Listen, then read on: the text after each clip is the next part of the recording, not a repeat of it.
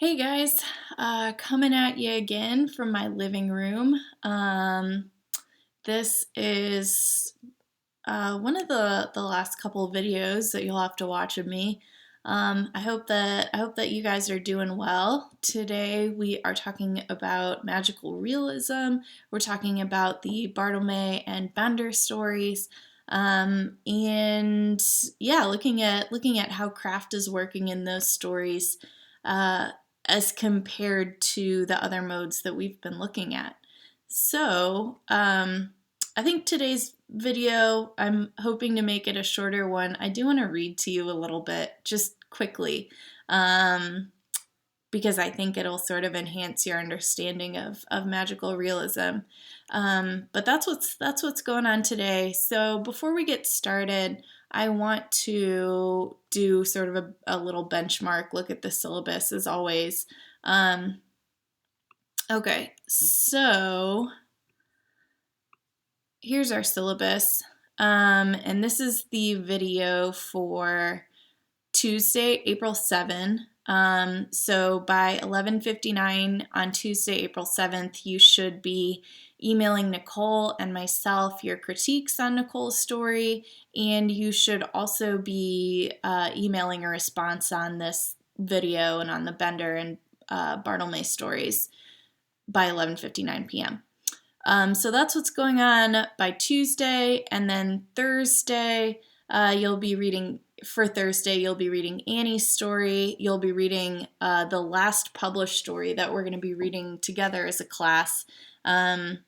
It's fantasy, but it's kind of weird fantasy. So that's sort of how we're going to end the class, is talking about how craft in this fantasy story is working. Also, I sent out grade checks last night or Friday night. And I also sent out an email about extra credit. So if you are worried about your grade, please email me, get in touch with me. We can Skype about it. We can talk about your concerns over email, and we can set up some extra credit to try to help you out a little bit. But that is what's going on with the extra credit and your grades. So hopefully you have a little bit better of an understanding. Sorry, I'm trying to get this thing to go away. Hopefully you have a little bit better of an understanding of where you stand in the class, so that when things come around, when grades come around at the end of the semester, they won't be surprising to you. I do want to tell you that there's some talk in the College of Arts and Sciences about allowing students this semester to choose to opt into pass-fail instead of traditional like ABCD grading. I think that they're supposed to decide by Monday. I think they're going to decide by April 6th, so maybe this will be irrelevant by the time you're watching this. But if that's the case, I'll sort of send out a new video and talk to you guys about how that's going to work. But that's a possibility. That's something that could happen. But right now, we should just kind of continue as if things are working on the status quo. Having said that, I understand that right now is really crazy, and I want to be as lenient as possible without sacrificing what I feel like is the learning experience that the work requires in this class. Okay, so that's it about grades. And just a heads up, this coming weekend, you're going to be doing your final craft reflection. All right, so that final craft reflection is due at 11:59 p.m. on Tuesday, April 14. And that is just over our final 2 units. You could talk about the non-traditional narrative mode in Egan, or you could talk about any of these modes that we've looked at. The speculative fiction, horror in Machado, magical realism, or fantasy. And you're welcome to use your responses, your 150 word responses to me as part of your third craft reflection. I'm fine with that. And I even encourage you to use those as starting points for that third craft reflection. So, yeah, that's just know that that's coming up. I'll make sure that you're aware of that in the video for Thursday as well. All right, so that's what's going on around the country. Let's get started talking about magical realism. I made a little bit more of an involved, oops, I didn't want to do that. A little bit more of an involved PowerPoint. By involved, I mean like 2 slides for magical realism because I thought it might be a little bit more unfamiliar to us than the other modes that we've looked at. So, okay, if I can get this up here. Okay, so this is just some brief like background on magical realism, just to sort of explain what it is to you, and so I can kind of talk to you about why I chose these 2 stories, which aren't necessarily traditional modes or traditional examples of magical realism. So the closest thing that we have had up until contemporary times in American culture to magical realism is fables and parables and folk tales. And so I think the most boiled down way to maybe think about that is just that parable of the tortoise and the hare. Not really a parable, I guess like a children's story. Right? So the tortoise and the hare have to go on a race, and the hare is very confident that he's going to win, and so he takes his time, but the tortoise works really hard and ends up winning. So we have something that couldn't happen in real life, but it has sort of a moral to it. And I want to talk definitely in more depth about how magical realism works, but that's just sort of a baseline understanding of a fable and its roots in this sort of more contemporary movement. So magical realism, sometimes referred to as fabulism, is a particular form of fiction which presents the extraordinary as ordinary. It draws on the heritage of oral folklore, fables, and parables. So we saw 2 examples of that in our Barthelme and Bender stories. We saw this school, which things keep dying in this school, which is terrible. They should never have had a puppy. And in the Bender story, we have that backpack of rocks, which the daughter asks the father about, but it's never explained to her. So we have these extraordinary things presented as just part of the world. The form originated in Latin America in the late 1950s with writers who sought to reject a Western way of thinking and present a new interpretation of reality through fiction that accounts for the spiritual beliefs of a culture. The most canonical example of this is this 1967 novel, 100 Years of Solitude by Gabriel Garcia Marquez.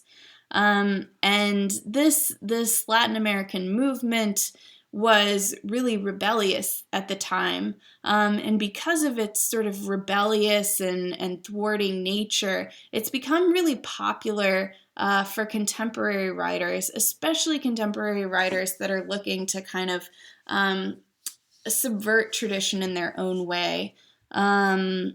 So underrepresented writers, women, and queer writers, I listed some of them here. Karen Russell's fantastic if you are interested in looking more into magical realism. And Helen Oyeyemi is great too. So these are writers working now in the spirit of magical realism, sort of developed by this group of Latin American writers in this tradition. So this is 100 Years of Solitude. And I just want to read to you two really quick excerpts from this. So this is the beginning of the novel, and I'm just sort of illustrating what I mean by presenting the extraordinary as ordinary, because in the stories that we have for today, the examples are much more subtle than they are in this book. And I think that getting these like really strong examples of what I mean will help you know how to read or interpret these stories, which are very much descendants of what's going on here. So in the beginning of this novel, they're founding, or they're looking for, this group of people is looking for a place to settle, or a land to settle on. I mean, it's sort of presented as prehistory. The first couple sentences of the novel are, the world was so recent that many things lacked names, and in order to indicate them, it was necessary to point. So as we have sort of a narration of this group of people looking for a place to make their home. So just a couple sentences about their journey. At the end of the first week, they killed and roasted a deer, but they agreed to eat only half of it and salt the rest for the days that lay ahead. With that precaution, they tried to postpone the necessity of having to eat macaws whose blue flesh had a hard and musky taste. Then, for more than 10 days, they did not see the sun again. The ground became soft and damp like volcanic ash, and the vegetation was thicker and thicker, and the cries of the birds and the uproar of the monkeys became more and more remote, and the world became eternally sad. The men on the expedition felt overwhelmed by their most ancient memories in that paradise of dampness and silence, going back to before original sin, as their boots sank into pools of steaming oil, and their machetes destroyed bloody lilies and golden salamanders. For a week, almost without speaking, they went ahead like sleepwalkers through a universe of grief, lighted only by the tenuous reflection of luminous insects, and their lungs were overwhelmed by a suffocating smell of blood. So we have a description of a journey here that's very magical. He refers to it as an enchanted region. And we don't have the sort of exposition that's telling us this is why the world is this way. It's just presented to us as part of the world. In contrast, we have the presentation of things that we know to be true as really extraordinary facts. I'll just give you two brief examples and then I'll put this aside, but these are just fantastic. This is like a scene where they're sitting at a dinner table, and the head of the family, the patriarch of the family, has this realization. Finally, one Tuesday in December at lunchtime, I told you it was a dinner table, it's a lunch table. All at once, he realized the whole weight of his torment. The children would remember for the rest of their lives the august solemnity with which their father, devastated by his prolonged vigil and by the wrath of his imagination, revealed his discovery to them. The earth is round, like an orange. Ursula lost her patience. If you have to go crazy, please go crazy all by yourself, she shouted. But don't try to put your gypsy ideas into the heads of children. Okay. And then, I don't know if I should read this other one to you. You're captive to me, which means I could read to you all day, or you could just turn me off and I would never know. This is just so good. I just have to read it to you. So here we have the dad who discovers that the earth is round like an orange, going to see these gypsies who bring new things to the town where the people have settled. And this gypsy comes in with a set of dentures, and the people just lose it. So here's the description, and then I'll put this aside. Those who remembered his gums that had been destroyed by scurvy, his flaccid cheeks, and his withered lips trembled with fear at the final proof of the gypsy's supernatural power. The fear turned into panic when Melchiades took out his teeth, intact, encased in their gums, and showed them to the audience for an instant, a fleeting instant in which he went back to being the same decrepit man of years past, and put them back again and smiled once more with the full control of his restored youth. Even Jose Arcadio Buendia considered that Melchiades' knowledge had reached unbearable extremes. So we have this presentation of dentures and of the shape of the earth as just these really fantastic realizations that seem insane, that seem to have reached unbearable extremes. And then we have the presentation of like slaughtering bloody flowers and the universe becoming dark for 10 days as just presented as fact. And so that, there's things like that throughout the novel. One of my favorite lines is Melchiades, the gypsy, he dies and he comes back and tells the patriarch of the family that he couldn't bear the solitude of death, so he's just back.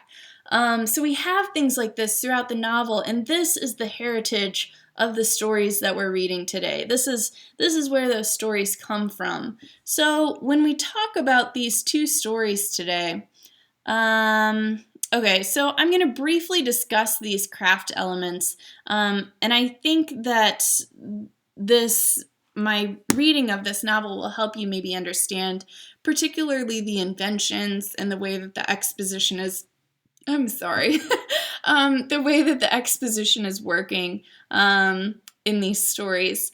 So let's look first at characterization. We've got the school, and let's get that pulled up here. Okay, so think to yourself for a second as I'm talking about how characterization is working in the school.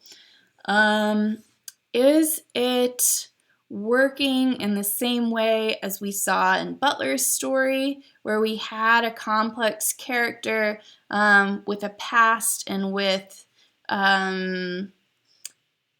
desires and fears? Is it working in the same way as we saw in Machado's story, where we had kind of flat characters in the background, but a complex character in the foreground? Well, now that you've thought about it, my assertion is that within the school and within, where is that story? The Girl in the Flammable Skirt. We have sort of a gesture at round characters, but for the most part, the kind of characterization we have going on here is flat. We don't have complex characters. We're not meant to read these characters as real, right? We're not meant to read this sort of in a realist fashion where we're asking what are their desires and fears and how are these desires and fears pushing the story forward, because that's not how the rhetorics of magical realism or fabulism work. If you think about like the Bible, right, which is made up of parables, we don't have portrayals of people who are sort of moving by their own fears and desires.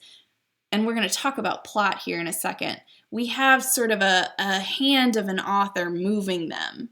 And that's kind of what's going on in these two stories. Here we have a dad who's characterized by his sickness, and then a narrator who's characterized by her sensitivity, her sort of habits of knocking, and her burden that she has to carry, this backpack of rocks. So in the school, we've got Edgar. who seems to be a nice guy. It's good that he doesn't want to make love in front of the children with Helen. But with that said, we don't know a whole lot about Edgar. We don't know about his fears and desires. He's not meant to be a really three-dimensional, complex, round character. And there are a few reasons for this. So we've got flat characters.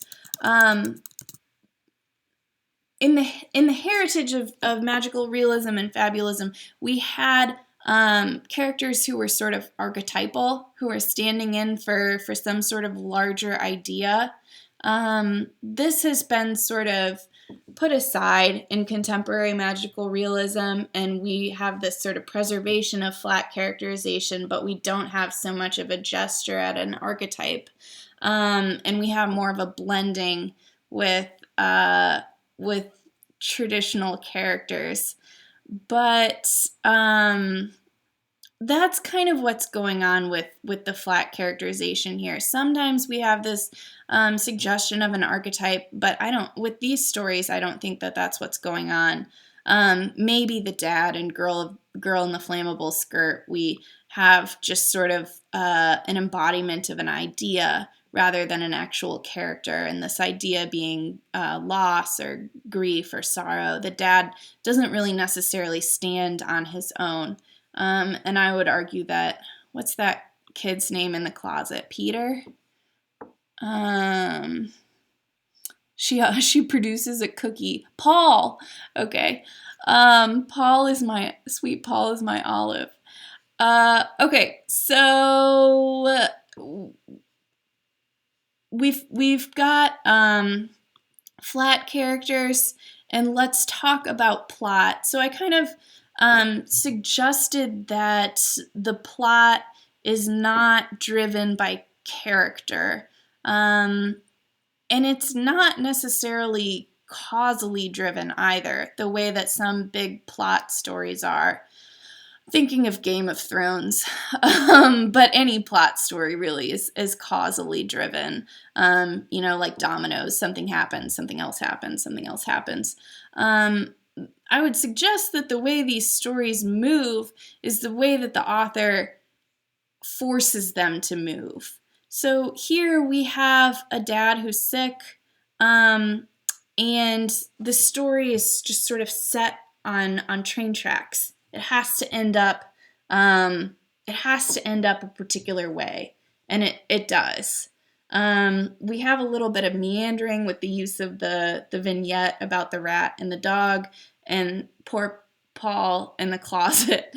But we have a story on a set of train tracks, and with the school,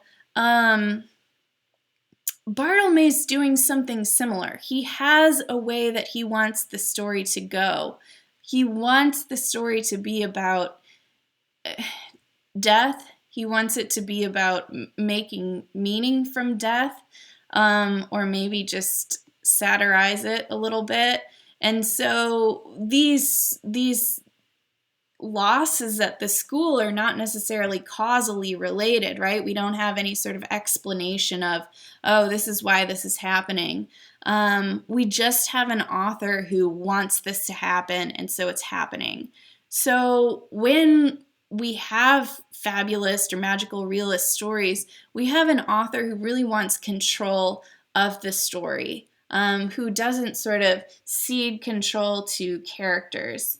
And this is interesting because it allows the author to sort of use plot to maybe teach a moral, right? Like with fables or parables, or else just sort of make suggestions about human nature in a little bit more of a strong way than authors who are just interested in using realism. So plot is author-driven, not character-driven, not causal, but author-driven. for a number of reasons. And exposition. This is the big one. This is always the big one with modes. I would like to talk about this for the rest of my life. But exposition in magical realism, just like with horror and just like with science fiction, it defines the genre. When we looked at 100 Years of Solitude, we had the presentation of something extraordinary as ordinary simply because there was never any exposition given. And unlike horror, where we sort of traditionally get the reveal of exposition in the end and we understand what's been going on the whole time, in magical realism, that's never the case. We just have this presentation of the world as it is, like we have in The School, where we just have this presentation of things dying. And in The Girl in the Flammable Skirt, we just have this backpack full of stones that the daughter and the dad have to carry. And it doesn't need to be explained because that's just how the genre works. That's how fables work. We don't have to sort of explain that this is why this is happening because society is this way. It's just that the rhetorics of the genre call for a lack of exposition because what is impossible is streamlined with what's possible. So exposition isn't necessarily withheld, it's just not present. In order to present extraordinary as ordinary. Okay, lastly, we've got inventions. So the invention in Girl in the Flammable Skirt is the backpack with the rocks. The invention in The School would be the sort of plague that they're suffering. If you can think in your head for a second about how those are working perhaps a little bit differently than what's going on in horror or science fiction, we have inventions that drive the story in the way that these inventions drive the story. But we have inventions that sort of carry a moral or didactic sort of weight in the way that maybe these inventions, I'm disagreeing with myself here.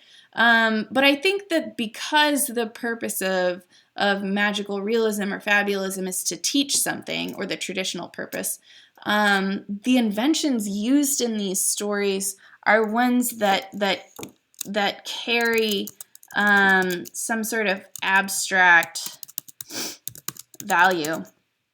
So by that I mean this backpack with the rocks, I'm interpreting as this sort of physical manifestation of sorrow.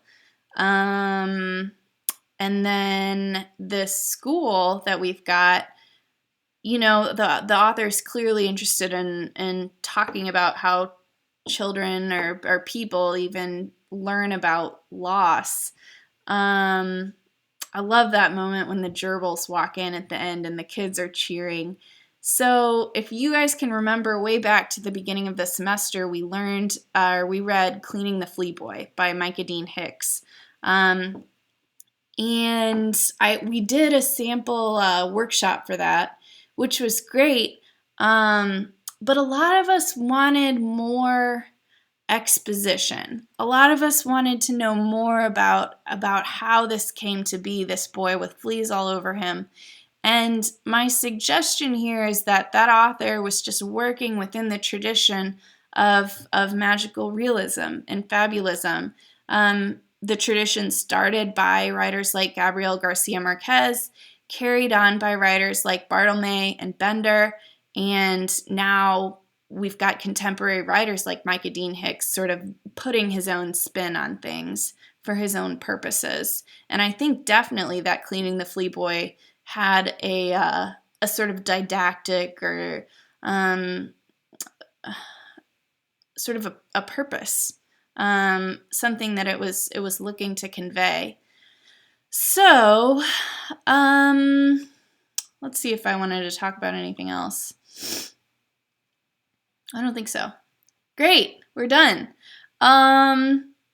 Okay, so for the, now I'm trying to make myself big again. Okay, for the, the responses for your email, I'll just list the questions again. I'm probably going to ask you to engage with mode through comparison a little bit more. Maybe I'll ask you some more specific questions about the girl in the flammable skirt, how you feel like maybe the fragmentation is working. We have another inclusion of a vignette there, which is really interesting, seeing as we read that Machado story last week. And yeah, I think you guys, having watched this video, should be able to do really well. You guys have been doing so well with all this online stuff. I know it probably sucks. It's probably a lot of long days in front of screens.